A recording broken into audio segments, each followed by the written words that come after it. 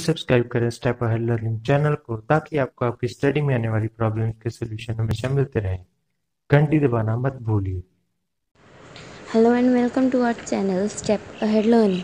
आज का टॉपिक है underwriting of shares not at par. ठीक है, हमने पहले जो सम किया था underwriting of shares at par पे था, बट ये नॉट एट पार पे है। अंडरराइटिंग ऑफ शेयर्स होता क्या है? जब एक न्यू कंपनी अपने शेयर्स को इशू करती है पब्लिक को, तो उनको एक रिस्क होता है कि उनके जो शेयर्स हैं वो सब्सक्राइब किए जाएंगे या नहीं।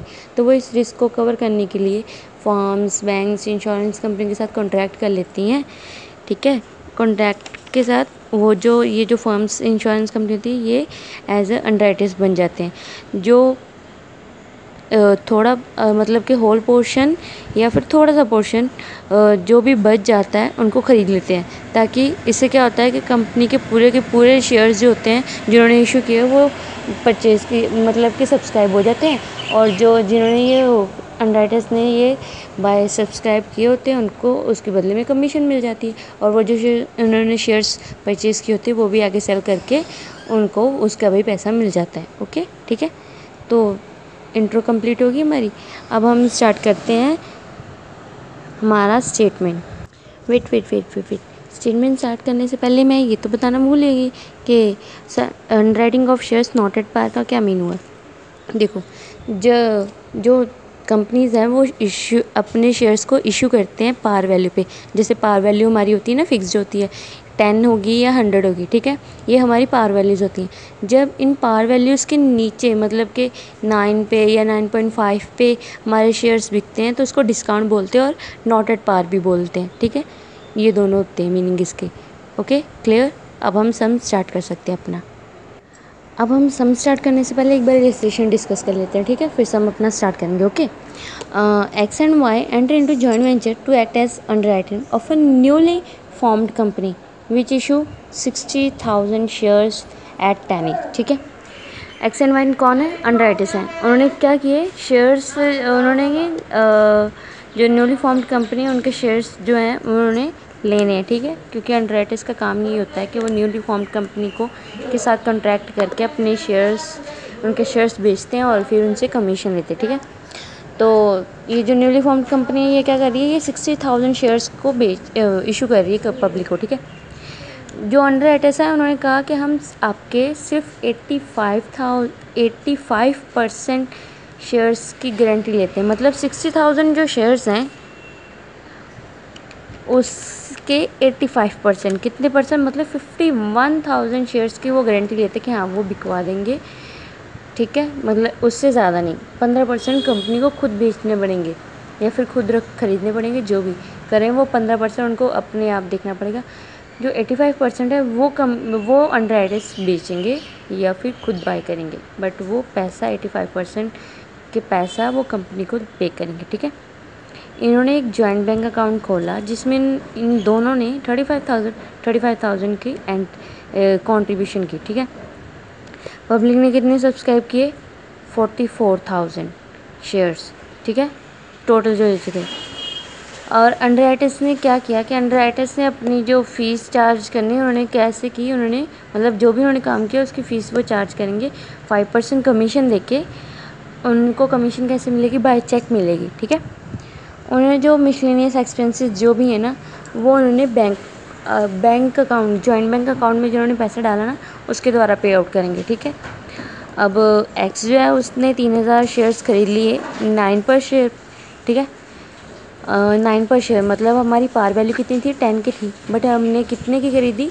जो एक्स है उसने कितने की ली? 9 पर शेयर। मतलब डिस्काउंट में ले ली या फिर नॉट एट पार पे ले ली, दोनों बोल सकते हैं। और वाई ने भी सेम किया, उसने 3200 शेयर्स लिए। कितने के लिए? 9.50 के।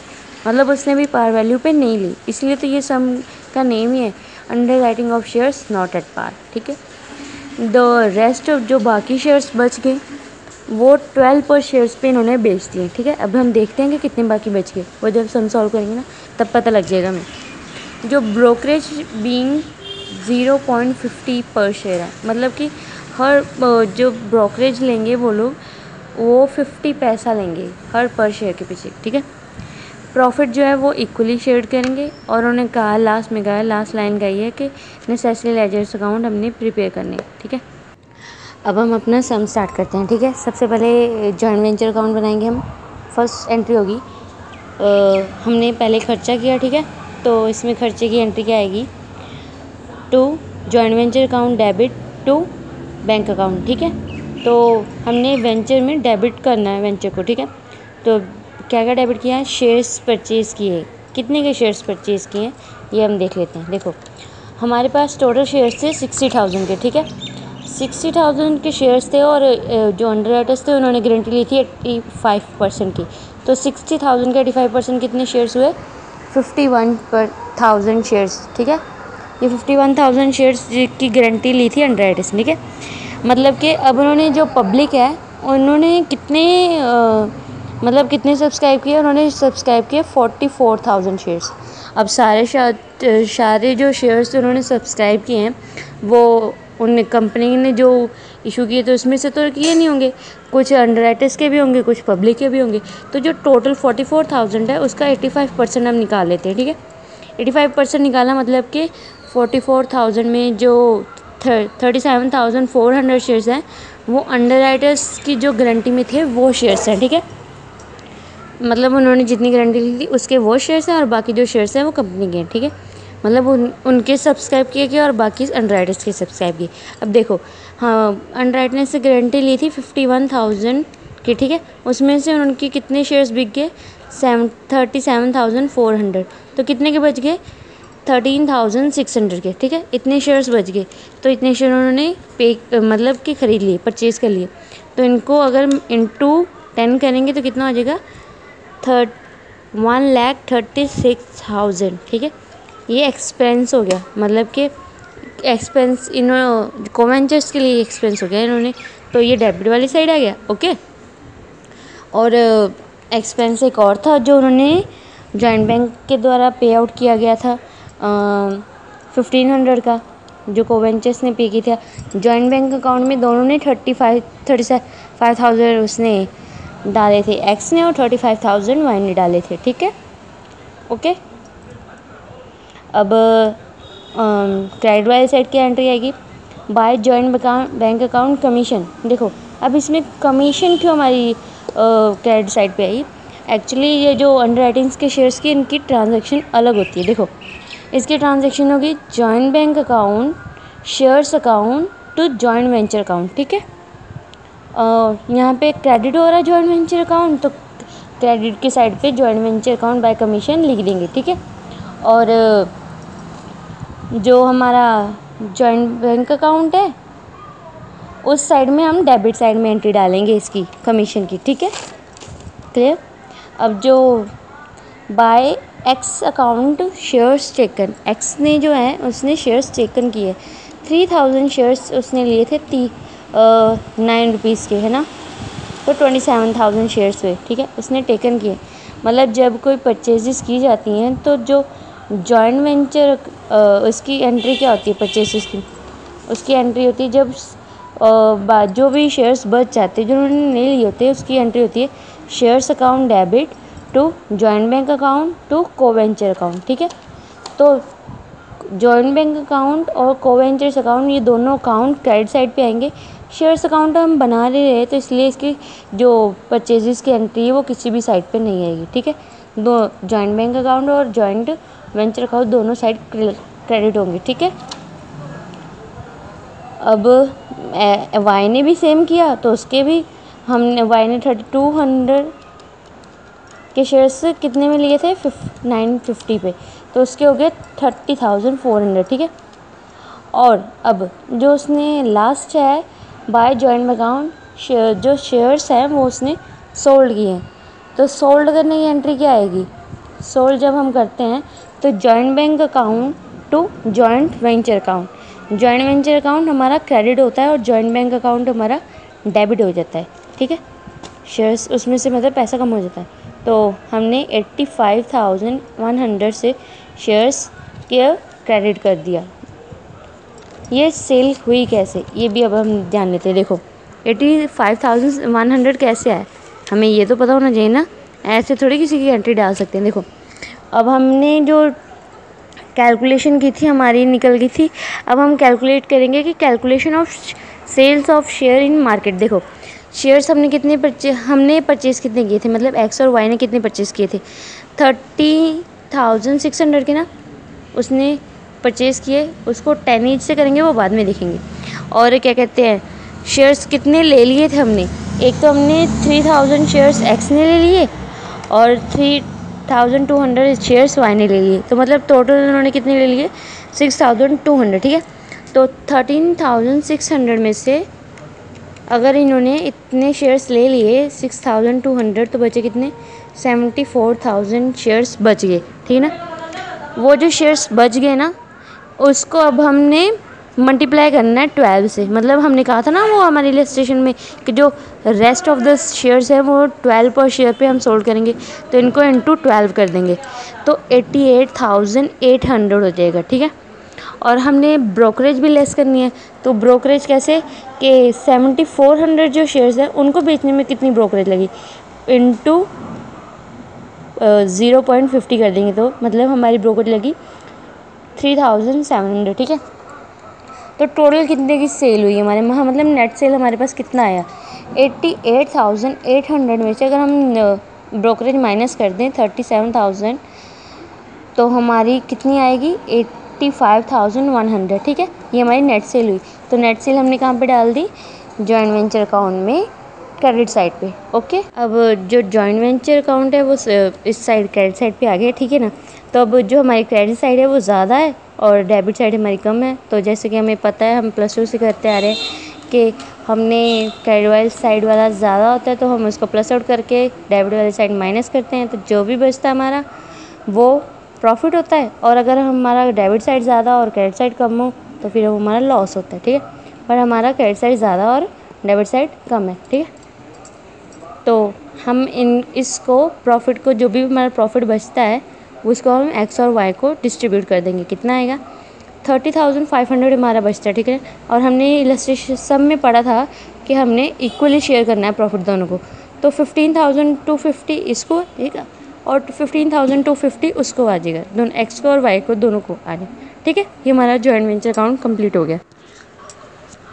अब हम बनाएंगे एक्स का अकाउंट। ठीक है, देखो पहले हमने डाला by joint bank account credit side पे। क्यों, क्योंकि हमने जब कंट्रीब्यूट किया जाए, मतलब जब पार्टनर्स कंट्रीब्यूट करते हैं तो एंट्री आती है joint bank account debit to co venturers account. हमने जॉइंट बैंक अकाउंट में इन दोनों के अकाउंट को डेबिट की साइड पे लिखा था। ठीक है, और इनके अपने अकाउंट में ये दोनों अकाउंट, मतलब कि ये क्रेडिट साइड पे आएगा 35,000 और 35,000 एक्स के अकाउंट में भी और वाई के अकाउंट में भी। ठीक है, अब profit by joint venture account, इनको प्रॉफिट मिला था जॉइंट वेंचर अकाउंट से। ठीक है, ये प्रॉफिट जो मिला तो फिर इनकी जो कंट्रीब्यूशन थी वो बढ़ गई। पहले 35,000 थी ओनली, फिर इनको प्रॉफिट मिल गया, इन्होंने और इन्वेस्ट कर दिया, मतलब कि तो 15,250 और इन्होंने इन्वेस्ट किया दोनों ने, तो इनकी टोटल हो गई 50,250। ठीक है ना, जो इन्होंने इन्वेस्ट कर दिया। बट इन्होंने परचेजेस कितने की इन्होंने शेयर्स लिए थे, एक एक्स ने लिए थे 3000 के शेयर्स 3 ईच पे। ठीक है, 9 ईच पे, सॉरी, तो कितने के हो गए, 27,000 के। ठीक है, तो मतलब 50,250 में से अगर हम 27,000 माइनस कर दें तो हमारा बचता है 23,250। ठीक है, तो ये बैंक अकाउंट द्वारा पे आउट किया गया है इनको। ठीक है, ओके, क्लियर।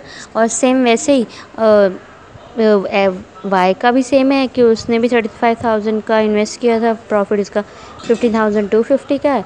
तो फिर उसने शेयर्स कितने के परचेज़ किए थे, 3200 परचेज़ किए थे 950 पे उसने, तो उसके टोटल हो गए, उसने मतलब कि कितने के शेयर्स लिए 30,400 के, पर उसको टोटल कितना बनता है उसको देने वाला 50,250, तो उसको हम 19,850 अकाउंट्स जॉइंट बैंक अकाउंट द्वारा पे आउट कर देंगे। ठीक है, क्लियर, सम क्लियर हो गया ना।